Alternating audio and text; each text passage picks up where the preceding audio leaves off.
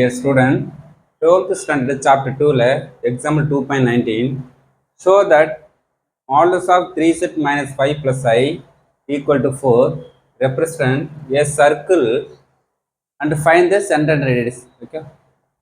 ஒரு சர்க்கிளோட ஈக்குவேஷன் கொடுத்துட்டாங்க. இந்த சர்க்கிளோட ஈக்குவேஷன் வந்து சென்டர் பாயிண்ட்னா ரேடியஸ் என்னன்னு ஃபார்ம் பண்ண சொல்லுங்க. 2 மார்க் 3 மார்க் கொஸ்டின் கேட்கலாம். ஓகே, நமக்கு ஒரு சர்க்கிள் ஒரு காம்ப்ளெக்ஸ் நம்பர்ல ஒரு ஈக்குவேஷன் ஆஃப் சர்க்கிளோட ஃபார்முலா தெரியும் நமக்கு. Z minus Z naught equal to R. ஆர்னா ரேடியஸ், இசட் நாட்னா நமக்கு சென்டர் பாயிண்ட். இசட் நாட் தான் சென்டர் பாயிண்ட். இந்த ஃபார்மேட்டில் கொண்டு வரணும். கொடுத்துற ஈக்குவேஷனை இந்த ஃபார்மேட்டில் கொண்டு வந்து இந்த ரெண்டு ஈக்குவேஷன் கம்பேர் பண்ணிங்கன்னா சென்டர் பாயிண்ட் ரேடியஸ் ஃபார்ம் பண்ணிடலாம். ஓகே ஓகே, இப்போ ஃபர்ஸ்ட் நமக்கு கொடுத்துற ஈக்குவேஷன் இசட் மைனஸ் தான் இருக்குது. அப்போ அங்கே ஃபார்மேட் என்ன வரும்? 3 இருக்குது. அப்போ நான் அந்த 3னா நமக்கு ஹோல் டைம்ஸ் டிவைட் பண்ணுறோம். நமக்கு அப்போ நம்ம 3 அப்படின்னா இசட் ஆகிடும் -5/3 ப்ளஸ் I/3 ஈக்குவல் டு 4/3. இப்போ நெக்ஸ்ட்னா இப்போ நமக்கு இசட் மைனஸ் ஃபார்மேட் தான், ஏன்னா அங்கே மைனஸ் ப்ளஸ் இருக்குது.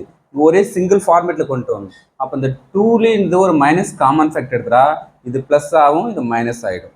ஓகே, இப்போ 5/3 -I/3. இப்போ நெக்ஸ்ட்டு இப்போ கரெக்ட் ஃபார்மேட் பண்ணும். Equation comparing 1 and 2 equation compare பண்ணுங்க. இசட்டு கரெக்ட் ஆகுது, மைனஸ்க்கு மைனஸ் கரெக்ட் ஆகுது. இது ஃபுல் டைம் என்ன வரும்? Z naught. அப்போ இசட் நாட்னா என்ன வரும்? X value Y value, X minus ஐஒய்.